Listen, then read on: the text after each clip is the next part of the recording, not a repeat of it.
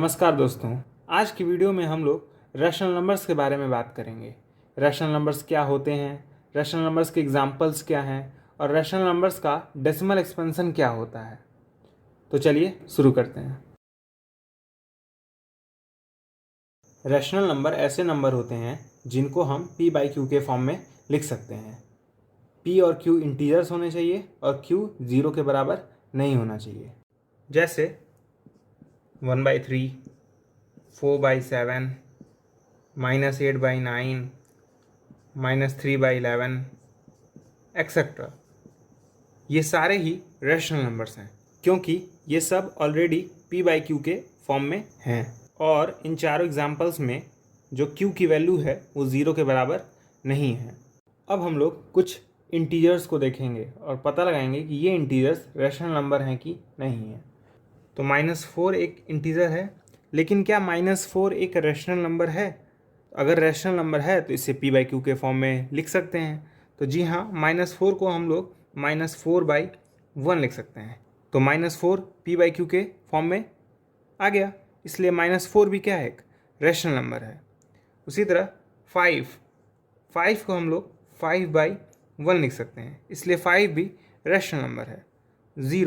0 को हम लोग 0/1 लिख सकते हैं, इसलिए 0 भी क्या हुआ, रैशनल नंबर हुआ। -3 को -3/1 लिख सकते हैं, इसलिए -3 भी क्या हुआ, रैशनल नंबर हुआ। तो इसलिए जितने भी इंटीजर्स होते हैं वो सारे रैशनल नंबर होते हैं, क्योंकि सारे इंटीजर्स को हम लोग p/q के फॉर्म में लिख सकते हैं। अब हम लोग रैशनल नंबर्स के डेसिमल एक्सपेंशन को देखेंगे।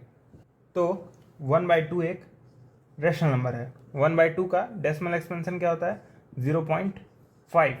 1/4 एक रैशनल नंबर है। 1/4 का डेसिमल एक्सपेंशन क्या होता है, 0.25। 1/5 एक रैशनल नंबर है। 1/5 का डेसिमल एक्सपेंशन क्या होता है, 0.2। 1/10 एक रैशनल नंबर है। 1/10 का डेसिमल एक्सपेंशन क्या होता है, 0.1। तो इन चारों ही एग्जाम्पल्स में जो पॉइंट के बाद डिजिट्स हैं वो सारे फाइनाइट हैं।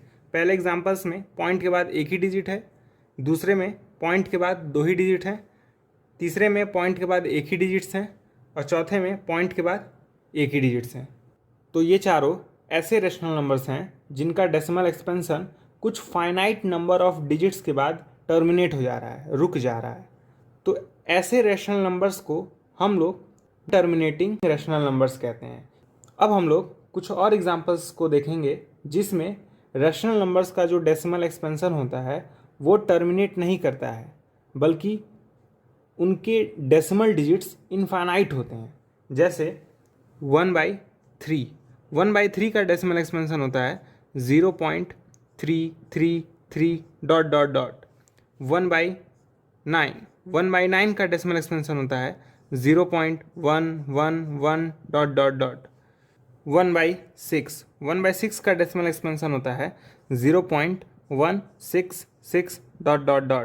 1/11। 1/11 का डेसिमल एक्सपेंशन होता है 0.0909 ...